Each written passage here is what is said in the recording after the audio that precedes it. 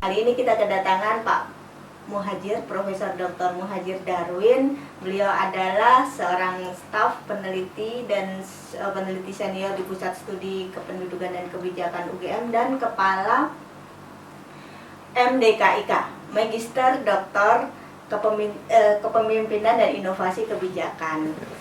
Pak Muhadjir, hari-hari ini adalah hari-hari yang penting ya Pak ya. Tentu ya. Terutama dalam concern Pak Muhadjir di isu-isu gender dan perempuan. Ini adalah kita sebentar lagi akan memperingati hari 16 hari anti kekerasan terhadap perempuan internasional. Tanggal 25 November sampai 10 Desember. Nah, ini bagaimana Pak hari ini bisa muncul dan sebenarnya apa sih yang harus kita sorot saat ini untuk peringatan kali ini? Ya, terima kasih Mbak Novi ya, saya diberikan kesempatan untuk wawancara ini. Ini hari yang penting ya, 16 hari yang penting ya bagi kita bangsa Indonesia, terutama bagi para aktivis dan setiap kita yang peduli terhadap kasus kekerasan terhadap perempuan, karena memang fenomena kekerasan terhadap perempuan itu fenomena yang sangat menonjol ya. Angkanya itu banyak ya, statistiknya ya, berapa korban ya setiap tahunnya. 8 kali lipat Pak, 800% naiknya. Nah, 800% naik di Indonesia dalam 10 tahun. Iya, ya. Terakhir. Nah, ini peningkatan yang luar biasa, tetapi banyak yang belum paham ya. Banyak yang belum memahami itu dan banyak yang meremehkan tentang pentingnya itu. Dan kalau Mbak Novi tadi menanyakan isu-isu apa yang menonjol, banyak isunya itu ya. Kekerasan terhadap perempuan ya. Perempuan sebagai objek atau korban dari kekerasan. Kekerasan oleh siapa? Bisa oleh laki-laki, bisa juga oleh perempuan ya, perempuan terhadap perempuan. Bisa oleh institusi, misalnya negara yang melakukan kekerasan, korporasi melakukan kekerasan, komunitas melakukan kekerasan. Jadi kekerasan yang dialami oleh perempuan, dan kekerasan itu kompleks. Bisa kekerasan itu kekerasan domestik di dalam rumah tangga, bisa kekerasan publik ya di tempat-tempat publik, dan objek kekerasannya bisa seksual, bisa non seksual gitu. Dan kita memiliki masalah yang banyak ya terkait dengan kekerasan perempuan ya. Misalnya saja ya, itu kekerasan yang sifatnya itu perbudakan, slavery ya. Slavery. Ya. Slavery kan seharusnya sudah selesai ya. Tapi slavery sebenarnya masih berlangsung sampai sekarang misalnya. Misalnya saja ya, slavery dalam konteks pembantu rumah tangga. Ya, pembantu rumah tangga sering kan mendapatkan perlakuan yang berlebihan ya. Misalnya berlebihan dalam hal pekerjaan yang dilakukan ya, tanpa limit ya. Boleh kan 24 jam ya, siap sedia untuk melayani ya. Tapi dengan juga kompensasi yang sangat terbatas dan juga hak-hak kemanusiaan, penghormatan terhadap kemanusiaan pembantu rumah tangga yang itu juga sangat rendah. Kekerasan seksual juga sering terjadi, dialami ya. Di samping kekerasan sifatnya fisik. Itu slavery ya. Kemudian slavery yang lain itu human trafficking. Trafficking itu kan perdagangan ya. Tapi perdagangan yang sebenarnya ilegal. Perdagangan terhadap manusia, human trafficking. Dan human di sini yang lebih menonjol sebagai korban itu adalah bisa perempuan, bisa anak. Jadi women trafficking atau child trafficking ya. Indonesia angkanya banyak ya. Tapi itu seperti gunung es ya. Belum banyak yang diketahui. Underreported ya. Itu human trafficking, itu masalah besar dan kita belum bisa menanggulangi itu. Dan kemudian tentu saja kekerasan seksual gitu, yang itu menonjol ya. UGM pernah mengalami kasus Agni ya. Jadi mahasiswa di UGM yang menjadi korban kekerasan seksual oleh mahasiswa yang lain ya, juga dari UGM itu, dan pernah booming ya sebagai masalah besar, demo yang besar di kampus, dan kemudian membuahkan sesuatu yang positif, yaitu UGM sekarang mempunyai peraturan rektor tentang pencegahan dan penanggulangan kekerasan seksual ya. Dan ini menginspirasi banyak universitas lain di Indonesia. Seperti saya belum lama ini diminta berbicara di Universitas Jenderal Sudirman Purwokerto tentang pengalaman UGM di dalam mengembangkan peraturan itu. Kemudian juga pihak Dikti itu juga tertarik dengan kasus UGM, dan sepertinya juga akan merancang untuk membuat peraturan pada level kementerian yang berlaku di seluruh universitas di Indonesia. Ya. Bahkan ini juga menarik perhatian Menteri kita, Mas Nadiem ya, Mas Menteri Nadiem Makarim ya. Dan ketika ditanya mengenai kasus kekerasan seksual, dia mengatakan bahwa di sekolah, termasuk di universitas, itu ada istilahnya beliau itu 3 dosa. 3 dosa pendidikan. Pertama itu adalah intoleransi. Intoleransi bisa intoleransi berbasis etnis ya. Misalnya Cina, atau mungkin etnis minoritas di Indonesia ya, yang dilecehkan. Kemudian bisa juga agama ya. Jadi intoleransi agama, fenomena radikalisme ya, radikalisme agama itu kan juga mengemuka, dan sering kali pendidikan juga terperangkap kepada mendidik anak untuk menjadi tidak toleran, menjadi radikal. Itu apa namanya, dosa yang pertama menurut Nadiem itu ya. Dosa yang kedua itu adalah bullying ya. Perundungan ya. Anak-anak sering dibully ya, untuk alasan yang macam-macam.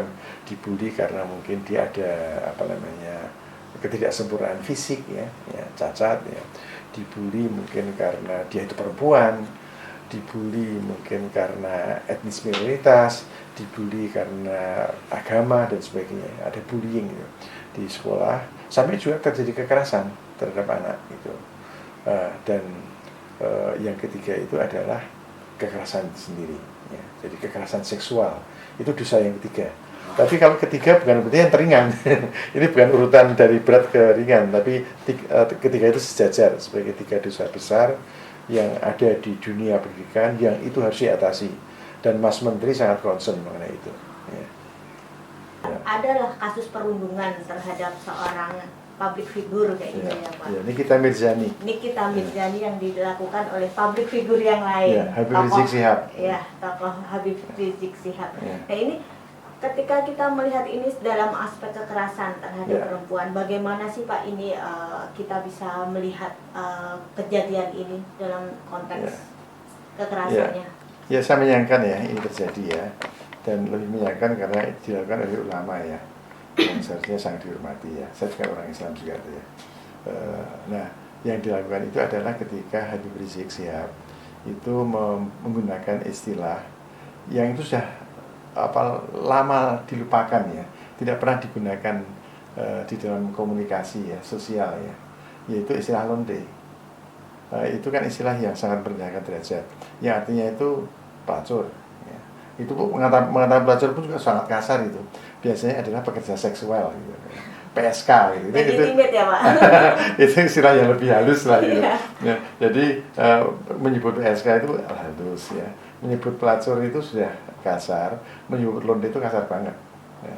Dan ini dilakukan oleh seorang ulama yang itu sebenarnya merupakan suatu simbol dari kesucian, kehormatan gitu ya, dan ulama Islam ya. Jadi, nah digunakan itu yang kemudian viral di media, rame, yang menurut saya ini membawa ke dalam krisis legitimasi agama kalau kita tidak ada hati-hati mensikapi ini ya. Itu suatu situasi di mana kemudian orang kehilangan trust terhadap agama atau trust terhadap ulama itu. Ini kan sesuatu yang juga menjadi tidak sangat diharapkan ya. Nah, ini terjadi karena si ulama itu sendiri itu mengembangkan suatu model komunikasi yang sifatnya itu menegasikan trust ya, kepercayaan kepada pihak yang diserang. Trust, tidak percaya sama pemerintah. Spesifik lagi tidak percaya sama Jokowi ya. Dan kemudian mengungkapkan kata-kata yang juga sifatnya itu vulgar terhadap Presiden Jokowi dalam berbagai kesempatan gitu. Nah, sehingga kemudian, dan ini juga punya pengikut yang banyak kan, sehingga terjadi distrust yang sangat tinggi oleh kalangan tertentu, untung bukan seluruh masyarakat ya, terhadap Presiden Jokowi. Bahwa kita tidak setuju pada Jokowi, it's alright, itu bagian dari demokrasi ya. Kita memberikan kritik kepada Presiden, kita memberikan kritik terhadap kebijakan pemerintah, that's alright, sekali lagi itu merupakan bagian dari demokrasi, sah saja. Tapi ketika itu dilakukan, diungkapkan dengan cara-cara yang emosional, lalu menggunakan kata-kata yang sifatnya menohok, yang vulgar, itu kesannya jadi berbeda. Nah, karena dia tokoh dan dia punya banyak pengikut, follower ya, dan followernya juga follower yang juga sangat kuat ya. Kalau dalam istilah kepemimpinan itu die hard. Jadi ada follower yang sangat taat pada pemimpin kan die hard, siap mati untuk pemimpinnya. Nah, Habib Rizik Syihab itu punya die hard yang banyak gitu, di FPI itu ya. Nah, mereka juga mengikuti juga irama komunikasinya Habib Rizik Syihab terhadap Jokowi, terhadap rezim pemerintah yang sekarang itu sangat negatif dan sering terungkap kata-kata yang kasar. Nah, ini kan menimbulkan krisis terhadap kepercayaan masyarakat terhadap ulama itu sendiri ya. Dan sesungguhnya ini bukan fenomena tunggal ya. Mungkin titik yang paling menonjol adalah fenomena Habib Rizik Syihab. Tapi ada tokoh-tokoh agama lain yang juga mempunyai sikap tidak senang terhadap Jokowi dan seringkali juga mengungkapkan juga dengan cara-cara yang emosional ya. Tidak usah saya sebut ya, tapi kita bisa mengetahui tokoh-tokoh yang seperti ini yang ini menimbulkan sekali lagi krisis agama, krisis kepercayaan orang terhadap agama yang kalau ini dibiarkan ini akan tidak bagus bagi masa depan kehidupan beragama di Indonesia. Dan bagaimana dengan ini Pak, kejadian kekerasan terhadap perempuan ya? Itu kemudian yang menjadi objek adalah si perempuan ya. Nikita Mirzani itu kan seorang perempuan yang kemudian dinegasikan seperti itu ya. Memang perempuan itu rentan ya menjadi korban dari bullying ya. Dan ini masalah nasional sebenarnya, bullying itu. Saya kembalikan ke tadi itu pernyataan Menteri ya, Nadiem ya. Itu kan bullying kan 1 dari 3 dosa. Ya. 3 dosa pendidikan ya. Nadiem kan Menteri Pendidikan ya. Jadi ada yang pertama itu adalah fenomena intoleransi atau radikalisme agama. Ini yang menggejala di dunia pendidikan. Yang kedua itu bullying tadi itu juga menggejala di dunia pendidikan. Dan yang ketiga itu kekerasan seksual di dunia pendidikan. Ketiganya dosa pendidikan. Nah, ini bukan dosa pendidikan, ini dosa masyarakat ini. Karena fenomena intoleransi itu juga berkembang di masyarakat, fenomena bullying itu juga menonjol di masyarakat ya, dan kekerasan seksual ya dan non seksual terhadap perempuan yang termasuk yang verbal ya, itu juga menggejala di masyarakat. Jadi ini ada 3 dosa masyarakat yang menonjol. Nah, sayangnya sebagian yang melakukan itu adalah orang yang merupakan figur-figur yang disimbol agama gitu. Seperti misalnya ulama ya, Habib Rizik kan simbol agama ya. Kemudian juga ada partai ya, partai politik Islam ya, PKS itu. Ini kan partai yang berbasis agama, yang juga bersikap oposisi terhadap undang-undang anti kekerasan terhadap perempuan. Nah, ini saya sedihnya ya, sebagai orang Islam, lah ini upaya untuk revolusi moral ya. Undang-undang PKS itu kan ada dimensi moral yang menonjol. Kok ditentang oleh orang-orang yang menggunakan simbol-simbol moral, yaitu simbol agama. Nah, sehingga kita betul-betul akan bisa mengalami krisis agama sebagai bagian dari krisis kemanusiaan. Karena hal-hal yang sifatnya manusiawi ya, harkat dan martabat manusia itu mendapatkan pelecehan ya, oleh orang yang menggunakan simbol agama ya. Jadi di situ ada masalah kemanusiaan, di situ ada masalah agama. Ini masalah yang besar, nggak bisa dianggap remeh. Jadi harus dihentikanlah gitu. yang seperti itu. Dan agama harus dikembalikan itu sebagai suatu nilai yang positif, perempuan, Pak. terutama terkait dengan perempuan. Jadi sesuatu yang positif ya. Jadi agama harus dikembalikan sebagai suatu faktor yang positif bagi upaya-upaya kemanusiaan dan upaya penghargaan terhadap harkat dan martabat manusia. Di sini khususnya adalah perempuan. Ya. Kita sudah punya rancangan undang-undang anti kekerasan ya Pak ya, PKS. Itu bagaimana perkembangannya sekarang, dan apakah sebenarnya PKS itu sudah cukup untuk bisa memberikan perlindungan terhadap korban dengan paradigma yang menjamin masyarakat bebas dari kekerasan, Pak? Pertama ya, RU sendiri sekarang sedang terhambat ya. Seharusnya bulan ini itu dibicarakan di DPR, tapi kalah kalah saing ya dengan kalah prioritas dengan undang-undang omnibus ya, omnibus law ya, undang-undang cipta kerja ya, yang sekarang menjadi polemik yang ramai di masyarakat ya. Kalau undang-undang itu dibahas sekarang pun juga akan menimbulkan polemik, mungkin nggak sebesar omnibus law, tapi pasti menimbulkan polemik yang ramai. Karena paling tidak satu partai politik itu yang tidak mau itu diundangkan, dan mau tapi harus dengan perubahan yang sangat besar, itu PKS gitu. Akan ramai juga ya, tapi tidak tahu nanti ini tertunda bulan depan. Nah mudah-mudahan ini penundaan yang terakhir gitu. Nah kalau itu kemudian bisa dibicarakan dan bisa disahkan, satu kemajuan ya. Meskipun sebenarnya saya juga masih pesimis. Apakah seandainya nanti sudah diundangkan, lalu kemudian otomatis angka kekerasan seksual di masyarakat itu akan berkurang. Berarti ada faktor implementasi ya Pak ya? Persis, karena ada banyak, kan kita sudah punya banyak undang-undang ya yang terkait dengan gender ya. Undang-undang KDRT itu ya, kan ada. Apakah setelah ada undang KDRT itu kemudian tidak ada lagi kekerasan terhadap istri, terhadap anggota rumah tangga? Masih terjadi kan, pada tingkat yang juga sama-sama masih tinggi. Jadi belum tentu nanti setelah diundangkan itu terimplementasi dengan baik. Tapi paling kurang dengan adanya undang-undang ya, ada hal yang dapat kita pakai untuk mendesak terjadinya implementasi yang kuat. Kalau sekarang bagaimana implementasi yang kuat? Undang-undangnya belum ada kan. Ya, jadi itu lebih berat. Jadi setelah undang-undang disahkan ada upaya law enforcement yang harus kuat harus tegas terhadap siapapun yang melanggar. Karena persoalannya, Novi, kekerasan seksual itu merupakan masalah sosial yang sistemik.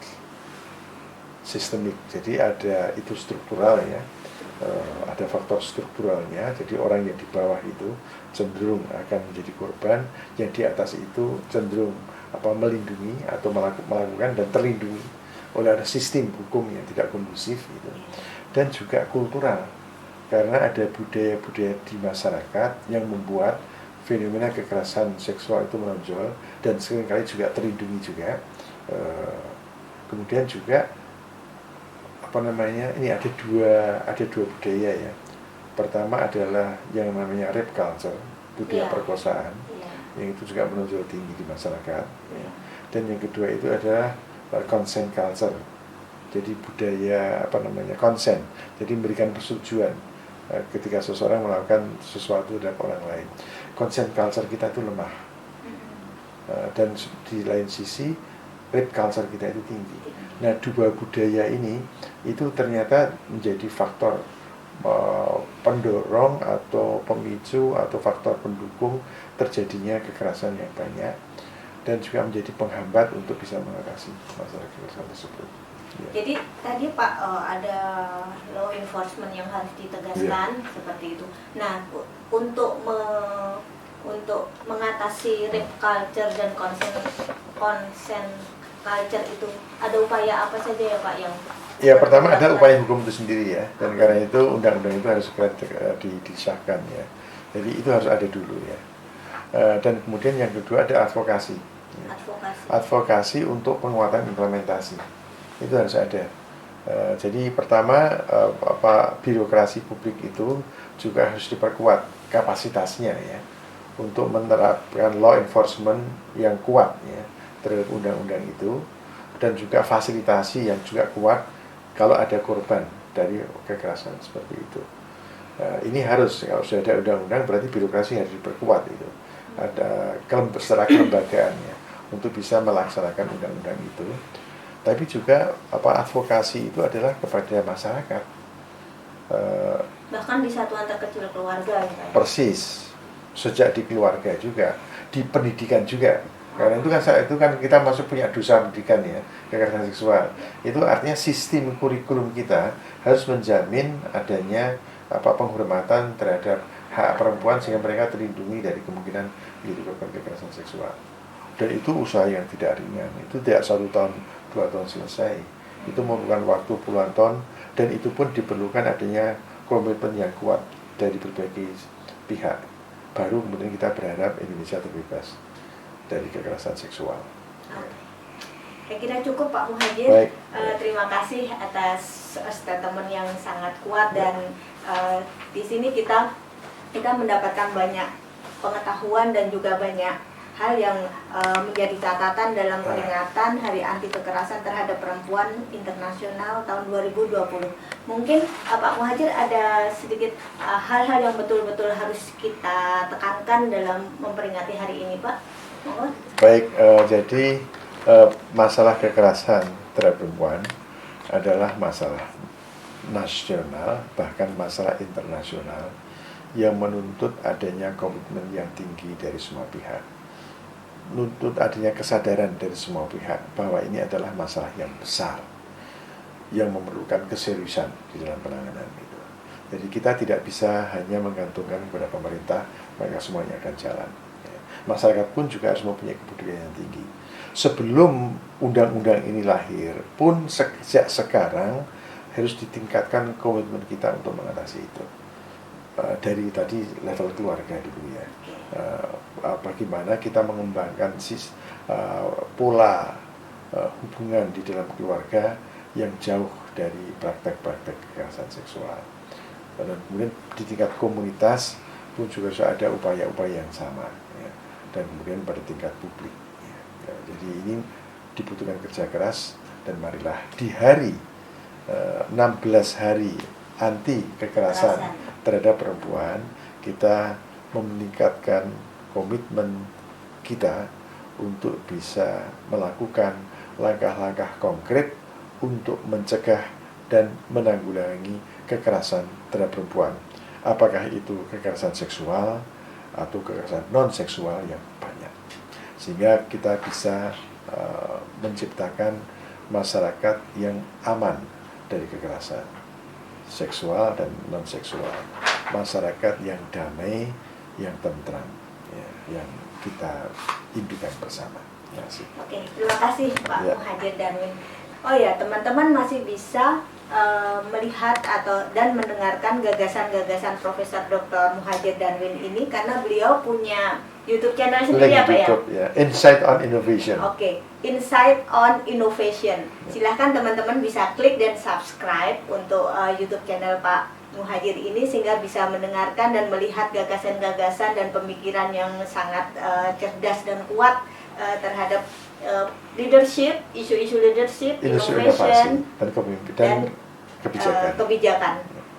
Selamat siang. Assalamualaikum warahmatullahi wabarakatuh. Waalaikumsalam warahmatullahi wabarakatuh.